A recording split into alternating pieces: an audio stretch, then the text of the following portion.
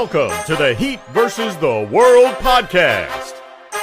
And now, stand up and make some noise for your host, Joel Jacob.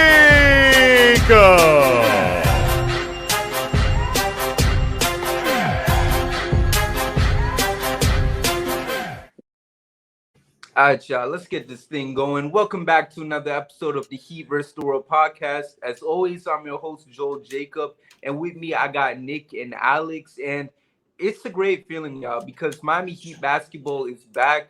We finally saw some hoops at the Kaseya Center for the first time since June, and it feels good because not only did we see basketball back, I was saying this before the pod had even started, like, we heard Pepas at Kaseya for like the first time since the Celtics series. So it just feels so good to know that the Heat is back and they're doing their thing again. I was really looking forward to see maybe Jimmy play, but obviously it's preseason, so he's not trying to do much. Caleb didn't play either. And really, you know, I try not to get too excited with the preseason because so much is going to happen during it. I mean, let's see. The score was 113-109, and the Heat got the win, so there's that. But aside from all of that taking place, it was still a fun game just watching certain guys go out there and bowl out. Because y'all see what's below my name. You know, for a while I had that Joe Cronin was going to pay for his sins, and he will. Like, don't think just because it's not here no more that he won't. But I got to point out the obvious, and it's that Cole Swider is better than Max Strus, all right? I'm sorry. Max, you did so much for Miami. Shout outs to you for everything you did, whether if it was that playing game against Chicago and everything that followed after that. But Cole Swider, man, that man was hooping last night, and I was excited. Like, people are already upset. I don't know if you guys saw Twitter after the game. Like, people were pulling up Cole Swider's stats, and they're like, the Heat are back at it again with that black magic of theirs. And it feels so great that people just feel so scared when the most randomest players ever just have these types of games for the Heat. Because they're like, okay, this is going to be the guy that's going to drop 20 or 25 in the conference finals against us. Like, people are that scared of our development. How do I say it? The developmental team. And I love it. So the fact that guys like him was going to go out there and bowl out, let's see. Thomas Bryant had a good game too, I saw. And I'm kind of happy about that because, listen, we haven't had our best luck with these backup centers. And I'm not going to be comfortable just yet because we've had a honeymoon stage with Dedmon. Like, everyone was calling him the mechanic and so happy with him. And we saw how that turned out. And the same thing goes for Cody Zeller, too. So I'm not going to get my hopes up too much for Thomas Bryant. I think he's going to be better than both of those guys. But I would be crazy to not at least just give him a few games before he shows what he's really capable of doing. So I don't want to look dumb just yet. And I just want to let him bowl out for a quick second. But aside from that, man, there was just so much great things in this game. Josh Richardson is back, and I'm so happy because, you know, obviously when we traded him for Jimmy, it was the right thing to do. I mean, it's Jimmy Butler of all people. But when I first heard the rumors that Jimmy was coming to Miami, I mean, not only was I excited to see him and Bam play together, but the same thing goes for like Jimmy, Bam, and Jay Rich. You know, I felt like that right there could have been a nice core. So the fact that we finally get to see that just 4 years later, it's a great touch overall. And I'm just glad that we're getting to see that. That, along with some of the other things that we saw in the game, as I mentioned earlier, with guys like Cole Swider, and maybe getting to see some of those other guys take a step with us, you know, whether if it is, you know, an RJ Hampton or whoever. So I want to get some of you guys going. So, Nick, like, give me your thoughts on this game last night. I mean, you don't want to overreact too much because it is preseason, but it was fun. Cole was fun. 17 points in the fourth quarter. You can't help but get excited for that. I think out of everyone that played, the one I was most impressed with, though, was Jaime. I felt like he was, like, very poised, and he just kind of, as, like, I feel like every reporter on the Heat side of things has been saying since they drafted him that he was league ready. He was, because of his 4 years in college, he was going to come out like an NBA vet. And he just looked like that. His post touch for just being his height and how he was, I mean, he had a couple times where he was just working that post and he was bodying people. Yeah, because and that was because we talked about this on This Came Breakdown. Shout outs to our guy K and Deem over there, but and we mentioned it. Like the dude had like an NBA ready type physique and everything. So that's the one guy that I'm looking forward to. I also got to mention, because we were talking about, one of our rookies. I can't help but acknowledge something that, I don't know if y'all heard the report, but I think it's that Jovic apparently had to get an MRI on his knee. So hopefully it's nothing serious. Prayers to him, and hopefully he'll be ready for the regular season. Alex, how about you? What was your takeaways from last night? Hey man, y'all see what's under my name. Thank God for Thomas Bryant. Like last year, going into the year after what we re-signed Dedmon last summer, right? And I remember when we re-signed him, and like guys like Dwight Howard and DeMarcus Cousins were still out there. I was honestly in shock.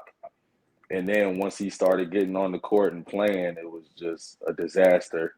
I mean, he lost a fight with a freaking massage gun, and that's insane. But yeah, he lost the fight. I didn't know with a we was massage bringing gun. no special guests to the pod. All right, we got the Oh, same massage man. gun that's squared up with Dwayne Dedmon. That's crazy. Does the massage gun have anything to say? That's what I'm. He might. He hasn't talked since the incident. But yeah, You've been yo, too so traumatized. Oh man. but yeah, like the Thomas Bryant signing, like I was excited. He's a young guy, 6'10", 6'11", good touch, active. I mean, another thing that's hilarious is Thomas Bryant when LeBron hit the shot to go ahead of Kareem, Thomas Bryant's in the picture, posting up, asking for the ball. Like I love that energy. I love that energy from Thomas.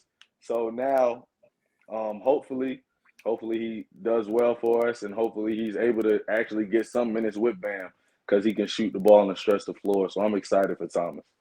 Right. And that's the thing. And like I mentioned before, like I just try not to get too excited with these backup centers, because obviously like the Heat don't have a good track history with some of these guys. But Thomas Bryant, man, he looked really good yesterday. Also want to give some love to O-Rob. Obviously he might not get that much minutes since he is our third stringer center, but like anytime to see a guy go out there, especially a guy like O-Rob, and get a couple good buckets here and there, whether if it is a preseason game, who the hell cares? I mean, it was nice to see. So now I just want to look at, everything that we've seen so far. And I just got to ask you guys, like, we know what this team, we've seen now what some of these guys are capable of doing. Like, is there anything from this preseason game specifically that may or may not have like changed your mind on certain expectations y'all had heading into the season? Because I know some people were like a little triggered with Duncan. I saw it all over the TL, and they're like, oh shoot, this man shot 0 of 6 from the field. And I mean, listen, I'll say this, and I was telling Nick this before we got on the pod.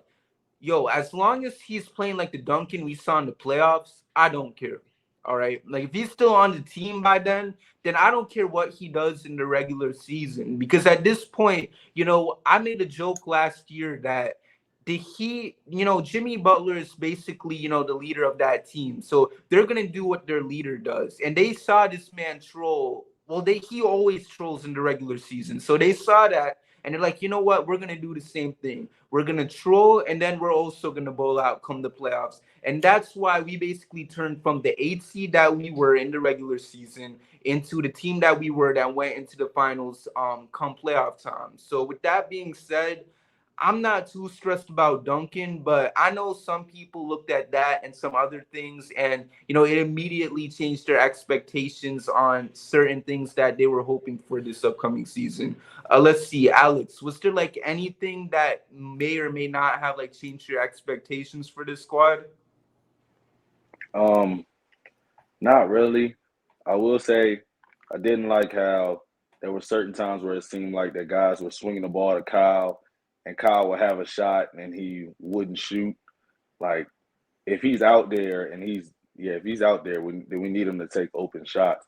But right now, like while we've been talking, I had the highlights going in the background just to refresh myself about what happened during the game, and I got the box score pulled up, and I was excited that like Haywood Highsmith, he got some decent minutes, and he played pretty well as well, man. Yes, like sir. I think he's definitely gonna have Yeah, he's definitely gonna have a chance to stick into the rotation. Yup. So yeah, I'm just excited right now. Yeah, that's gonna be our new 3-and-D guy, y'all. Like the league better watch out when that man holds Jason Tatum in another game 7 against the Celtics to like 5 of 19 shooting. Y'all know who's gonna be responsible for that. It was because of Haywood Highsmith. And let's see, how about you, Nick?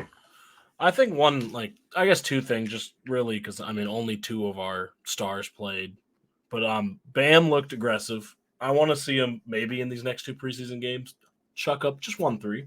Just want to see one chucked up. But I mean, Bam looked aggressive. He was getting his mid range, which he did all of last year, but he was still going to it. He was doing little sidestep moves. He's looking aggressive. I think Tyler looks hungry. He jacked up a lot of shots, but in the regular season, that's what we want Tyler to do.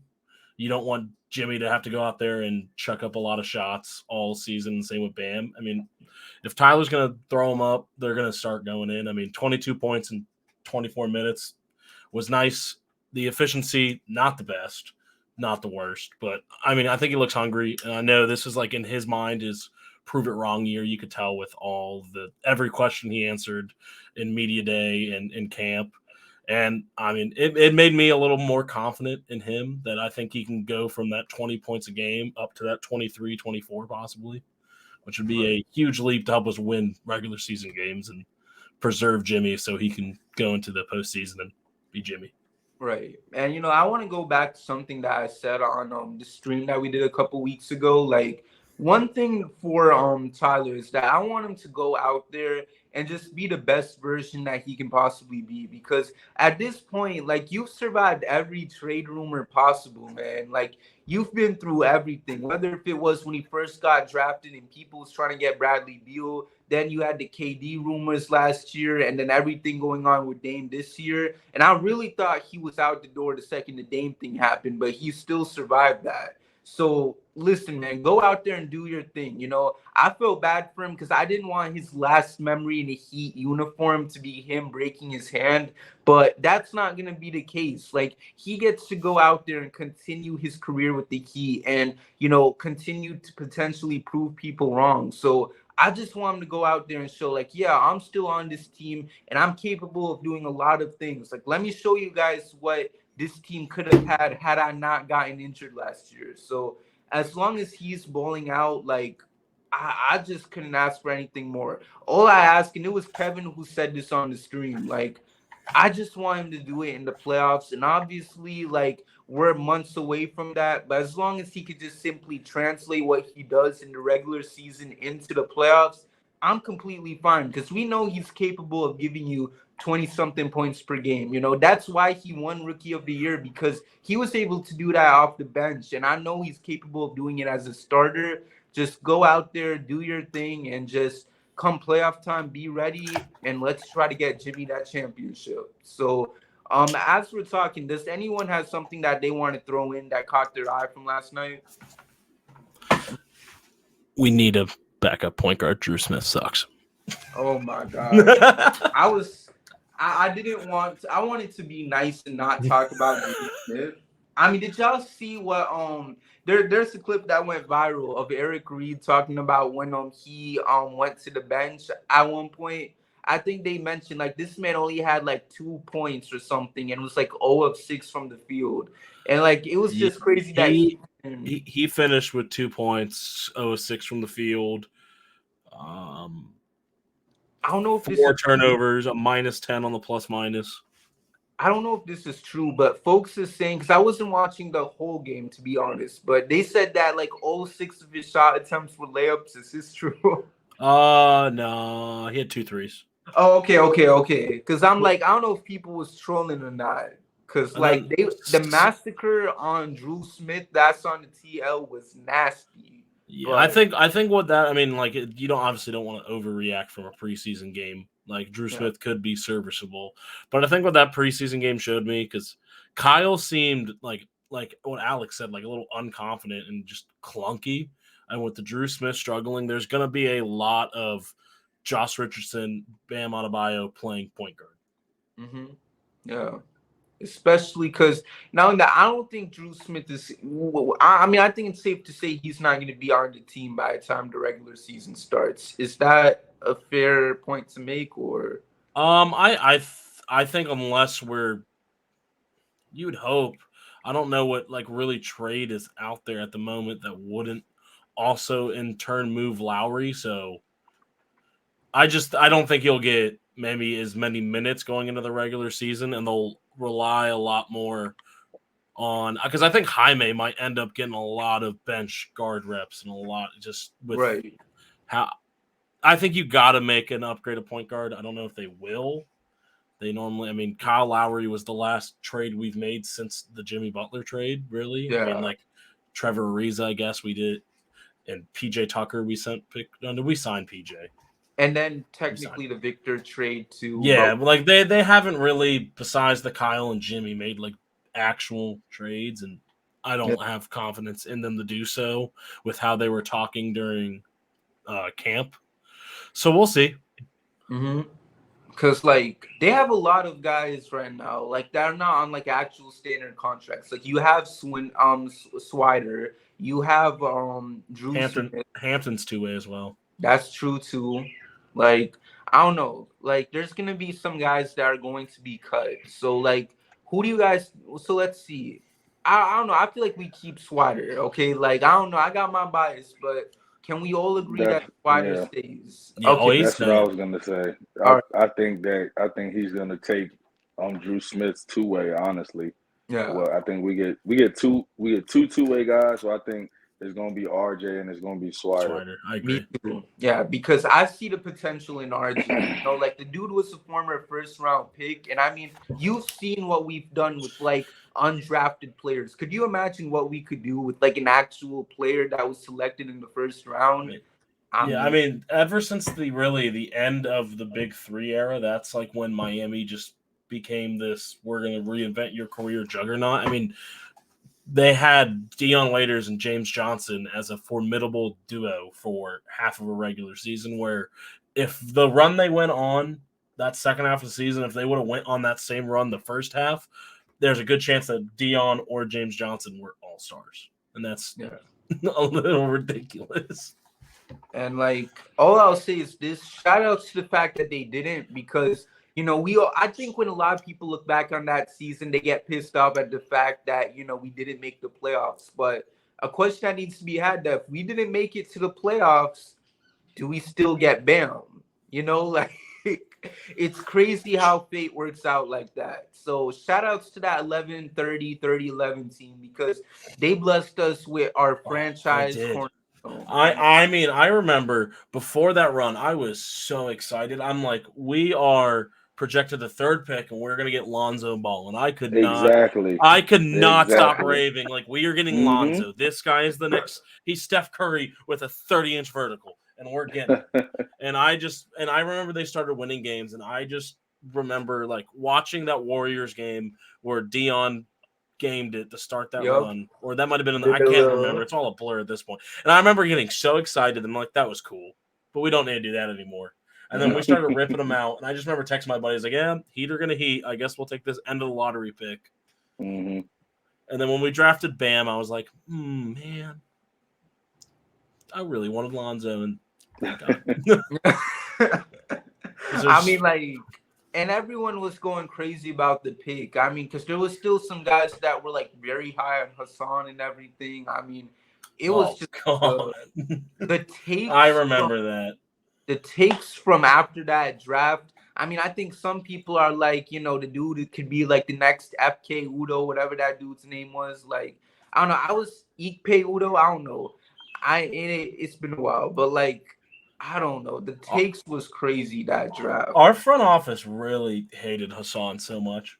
And it was because I remember a report coming out maybe, I think around Bam's first breakout season. So that first year with Jimmy. Are you talking about that Dion and that report where he's like Pat saw a picture of Dion? No. I saw one that was a leak from someone in the front office of the Heat, and they said they drafted Bam because he was the anti-Hassan. He was just nothing like him. I remember that. And I mean, shoot, like he was looking real good. Like every time you just saw Bam playing as that backup center, like he just looked so much better than Hassan. And it just got to a point where we were like, we might as well start this guy over Hassan. The issue was the fact that one guy was making 100 M's and the other guy was not. You know, he was on a rookie contract and was literally the last pick in the lottery. But you know, we did it, and I mean, shoot, we never looked back since. So God is good, you know. I'll say it God like bless. that. I mean, and where is Hassan? Is he still in Puerto Rico? I think so. Let's look into our boy. Man, this because you got Hassan, like we don't know where he is. Like that man is on a world tour. 34 Hassan Whiteside plays for the he plays for the I'm not even gonna attempt to pronounce. He's in Puerto Rico. I'm not gonna attempt to pronounce this team's name.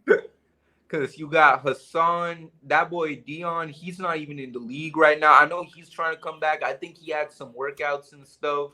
Like that whole squad, man, it just kind of, I don't know. They just didn't have that Heat culture, that Heat system. And I had to say Heat culture because I know George is, if he listens to this, he not even gonna like me mentioning this. So me and George got into a little argument in one of the group chats about that. I know how butthurt he is about culture right now. Oh my gosh. Listen, I love George, and you know, shout outs to him if he's listening to this. But He's you asleep know, right now. yeah. Oh, that's true. That's true. Yeah, but that can't hear us. culture, you know, that boy need a snort of that culture, and then he'll be good to go. You know, but like, let's see, man. I mean, I see. Like, we're already away from the preseason game because it's I'm currently looking at Hassan Whiteside's stats in the Puerto Rican League. We really got to get off this quick. Oh, hold up. I do want to bring something up that I think I kind of sort of mentioned in the group chat in regards to so some friends of mine said that Aaron Gordon is better than Bam Adebayo. They snort, and not the Heat culture. Like I don't, and then like I just don't understand. Like both of them defend. Bam is better at defense. Aaron just started defending when he got to Denver. Yeah. Bam has been defending his whole career. Bam is clearly a better playmaker. I say Aaron is a better 3-point shooter because of the fact that he shoots them and Bam doesn't.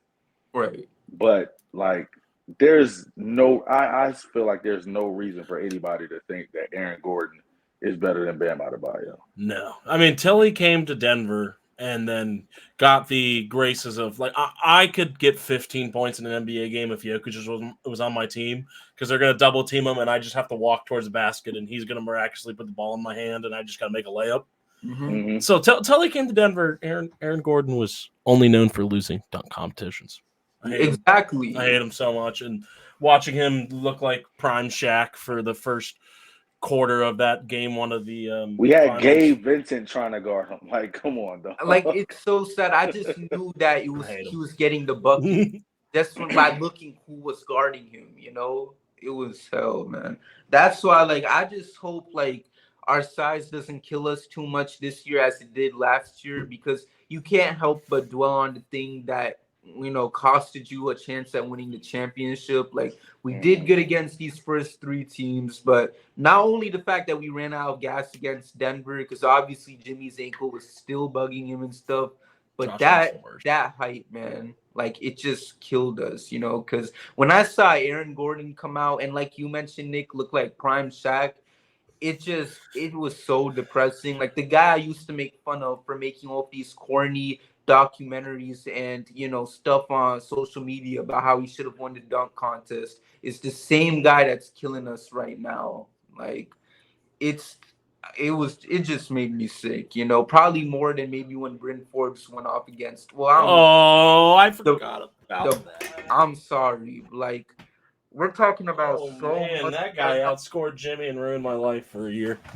I mean, listen, I don't even blame Jimmy for that, because that boy was tired as hell and he made up for it like the next 2 years. So, you know, people can't even bring that argument up. So if anyone does, I'll just simply bring up the fact that was such a Didn't fluke. like San Antonio or someone gave Bryn Forbes a bag, and now is that guy even in the league anymore? Nah, he got in trouble for like I don't even know if we can even talk about it on the show, but it was basically like a domestic violence case.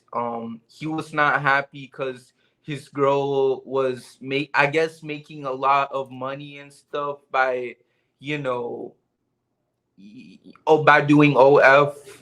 You know, if y'all know what that is. So yeah, like I said, I'm trying to keep this appropriate as possible. So, but yeah, I mean, he got his championship, and I'm frustrated because he does and Jimmy doesn't. So I need Miami to get their act. He moved back in with his mother. Oh my gosh! Wow. Yeah, it's disgusting. But let's not What the? Oh my! This preseason basketball right there. Right? Yeah. So with that being said, man, I mean, all of that aside, what else is we trying to talk about? Because I feel like we just chilling and doing our own thing. So I'm sorry. I'm just reading what Bryn Forbes did. I'm gonna turn my head back to this monitor. So, I guess we could touch on the fact that we got Wemby coming up Friday. We playing. Oh yeah, we got. Hopefully, Wemby plays. I feel like that's something a number 1 overall pick will do. They put him in for that Wemby versus Chet because they knew that's marketing dollars. They both balled out. Better prize. I want to see Bam body that little twig. Yeah, like I have nothing against Wemby, but like I honestly want Bam to be the one to give Wemby his welcome to the end. Yeah, never mind. Bam's not playing next. Bam's not playing Friday. Who we kidding? He got his preseason game. We got Thomas Bryant. That's true. Let TB get him. Let him loose. I don't know. Like Orlando said he wanted to get into the playoff games because he thought he could stop Jokic. Let's let Orlando go at him. You know what? Why not? You know what? Let's see Orlando hold his own for a bit, and let's see what happens. So, Orlando versus Wemby. Dang, that's got to be like what? Shaq versus Hakeem right there? Okay. It's got to be. I can't think of anything else.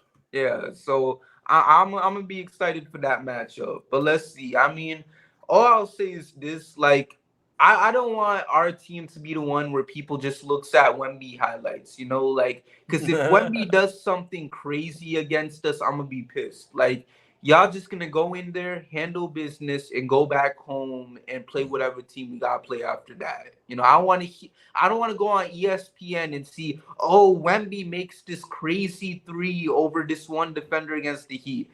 Like, shout outs to him for potentially being this unicorn, but I don't want to see none of those highlights against my team. So, you know, he could have done it against the Thunder, maybe against one of these other teams, but not against my squad. So please don't do it, Miami. Aside from, let's see, what else is we talking about? Because like I said, I knew we would have to talk about something aside from the preseason game, but like we've already. Yeah, because what else is there? In a pod that was supposed to be about the preseason, we talked about Hassan Whiteside, Bryn Forbes. Like, we just talking about whatever at this point. That's the beauty of the preseason right there. Yeah. We just gonna talk about whatever. Yeah. One other thing, how did y'all feel when y'all saw the Sirius XM clip with Dame saying, obviously I wanted to go to Miami and Portland didn't do right by me by not sending me there? Listen. Joe Cronin, like I said, he will pay for his sins. You know what? God has something in store for him. All right. Because let me tell y'all something. That man basically went on and kind of admitted that there was something in play where if things weren't working right in Portland would accommodate him and send that man to where he wanted to go. Mm-hmm. Like, people always talk about how he signed a contract, so he can't be complaining about how, you know, the team should just trade him to where he wants to go. Mind you, he wouldn't have signed that extension if the team didn't keep lying to him, being like, yo, yeah, we gonna make this team good for you. You know, don't mind it at all. You know, you're gonna be playing for a contender. And then they go out and make all these dumb trades, like sending what's their name? Norman Powell and Covington to the Clippers. What was a terrible trade for them. And then you have the Josh Hart deal from last year. You know, they just kept lying. And CJ, I mean, they dished Traded CJ out for CJ. a bag of hits, I feel like. So that's the thing. Like, I'm just kind of fed up with it at this point, like, because I don't want to let that bold loser, dictate the excitement that I have this year. Like I said, it would have been nice if Dame was here, but we still have number 0 Guys, on. don't worry. He Yeah. has a player option in 2026. He'll be 36 years old. He can opt out of his $63 million and come sign a vet minimum with the Miami Heat. Don't worry, guys. Hey, Because if he really culture, he about it. listen, one thing about the Heat is that they're always going to get back to their guys, Yeah, so circle back. Yes. Does that mean we're going to get Bradley Beal when he's 36 too? maybe get that. It was Barry Vet minimum. that came out and hyped up the idea of getting him. He might have seen something in the future, so don't sleep on it just yet. But let's see. I mean, and listen, if the Bucks do have a bad year this year, I mean, I don't know if they're probably gonna have a run where it ends like last year, but don't count it out just yet. If they lose in the first round, I mean, shoot. Why not? So I'm not saying it'll happen, but if it was to, I mean, a guy can dream, and then let's go get him again. My new, because I feel like every year since Jimmy Butler came into the league, I push my propaganda with all my friends that aren't Heat fans because I live in Columbus, Ohio. So I'm alone out here. I pushed Giannis is coming, and then Bradley Beal's coming, and then Dame's coming, Donovan Mitchell's coming. My new propaganda is Donovan Mitchell's coming again. Yeah. And I just keep sending pictures to all my Cavs friends of Donovan sitting next to Dwayne Wade with like a jersey swap, and then just said, "You guys better win this year, or we're coming for your superstar." That's my new propaganda. We're gonna Donovan Mitchell round 2. It's my new propaganda I'm pushing. I don't know. Y'all think he'll be available come the deadline if things don't? Not this year. No. I think what will happen is he'll go into the summer because that's when he said he's going to sign his extension. And he's either going to sign his extension or he's going to be like, Miami or New York, please. Yeah. I don't know. And then the Knicks will get him and we'll be sad because that's the way it goes. My only concern is that because y'all know New York does have a lot of assets, though. So it's like, I don't friggin' know. Oh, yeah, no. It's probably not going to happen, but it's my propaganda I'm pushing for my mental health. All right. So for that to happen for I think for D Mitch to end up in Miami, we would honestly need to pray that Embiid asks for a trade and then New York throws everything that they have to get Joel Embiid so that then the Heat could wiggle their way in, possibly get D Mitch. That's a good point right there. And I don't even think that's far off from happening. I mean, listen, we don't know what the hell is about to happen with Philly this year, especially with this James Harden stuff. So if the crap just hits the fan and like they end up having a bad year this season, I mean, why not? So I mean, that's a possibility too. But all I'll say is I'm not going to get my hopes up for anything. I'm going to just go into this season and just vibe. When the Heat start losing games and like it ends up being like last season's regular season, then I'll start saying bad things about this team and we'll go from there, Like, listen, and they'll probably prove me wrong because you know what? It was last year, when we lost that playing game to Atlanta, I said this Heat team was a sick dog that needed to be put down ASAP. You did. Oh, I remember reading that message and just being like, oh, I remember that. So, listen, man, I just need Miami to go out there and prove me wrong again, exceed everybody's expectations. People are saying, you know what, Chris Haynes, he was irrelevant the second Dame got traded, all right? So he came out and said that even the Sixers could be better than the Heat, even if they don't have Harden with them. I want them to prove everybody wrong, and if they want to troll, that's fine. But come playoff time, I need them to be ready and out for blood. Let's go get this championship, and let's go get Jimmy Butler his ring. Can I get an amen on that real quick? Amen. All right. So is there anything else y'all want to throw in before we wrap this episode up? I'm sorry. I'm on Bleacher Report, so that's why I just keep finding things that's popping in my head. But, the general manager survey, Bam Adebayo, no votes for the best defender in the league. None. No votes. keep letting the losers sleep on us, man. I think someone even had him as like one of the most overrated players in the league, like last year. Because wasn't there like some type of poll that came out for like the players? The players did a poll for most overrated player in the league, and I think Jimmy Trey was Young won it. up I thought there. Trey Young won it, I think.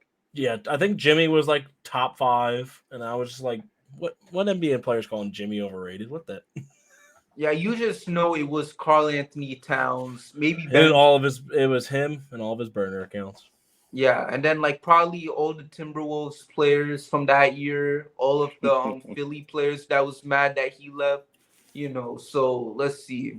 But that, and then also I think Duncan Robinson was on that list too. Like how can he be overrated? It's just because of his contract. Yeah. So it's like, because like literally the whole fan base was hating on him at that point. Like how can you be overrated aside from that? So I mean, it is what it is. I know they were praising Spo like crazy though. I was hearing that on the broadcast. Like, yeah, he got best head coach in that GM poll. He got the best head coach. So something that, and then like when it comes to being able to come up with a good strategy for like defense and stuff, they gave that to him as well. So I mean, at least. Booming for our brother, because the fact that he has not won a Coach of the Year is nuts. That's nuts. It's perfect.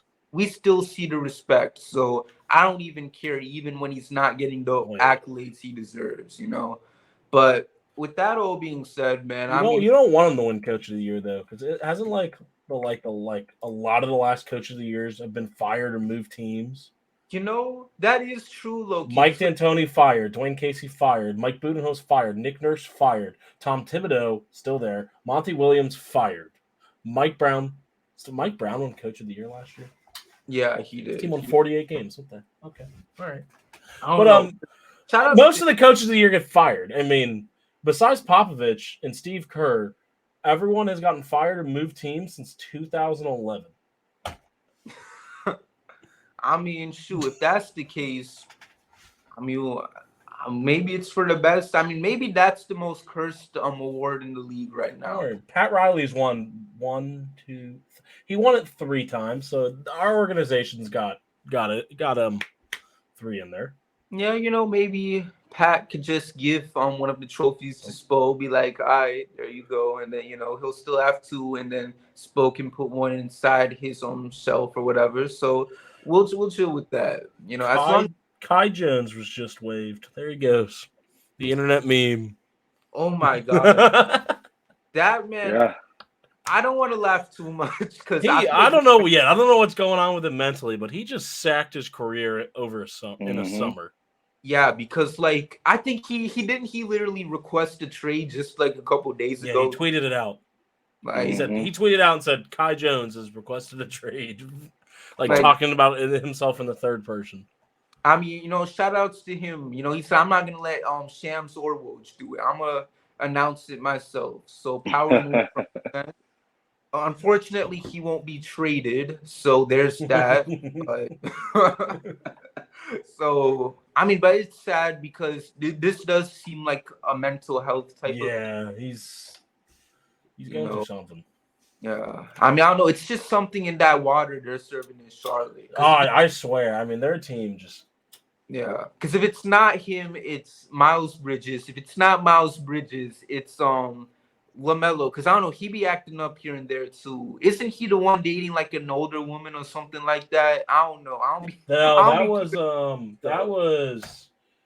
Oh man. Oh, that was his brother, right, LiAngelo?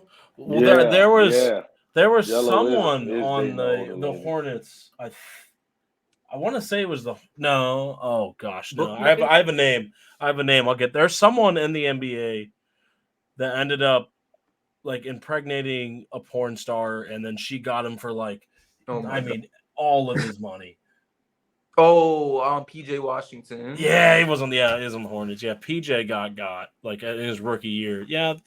Yeah, Brenner. Oh my! The Hornets need some heat culture. That's all. Yeah, I don't know. That whole team is a mess. So praise up to them. Maybe they'll give a Scored Hayward for a bag of chips. Yeah.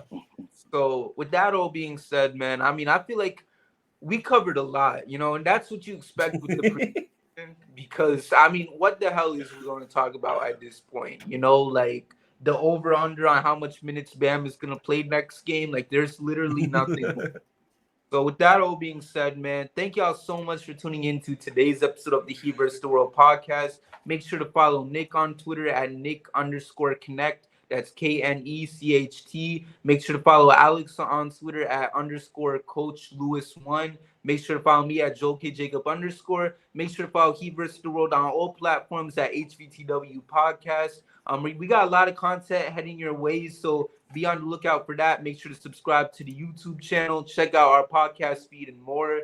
And with that all being said, man, it's going to be a fun season regardless of what happens. The Heat are going to do whatever it takes to get Jimmy Butler that championship. I believe in it. And with that all being said, y'all, Cole Swatter is better than Max Strus. Jaime for Rookie of the Year. And thank God for Thomas Bryant.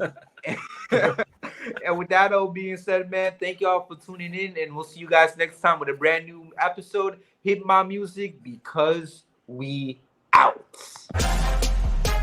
Thank you for listening, and we'll see you next time with a brand new episode of the Heat vs. the World podcast.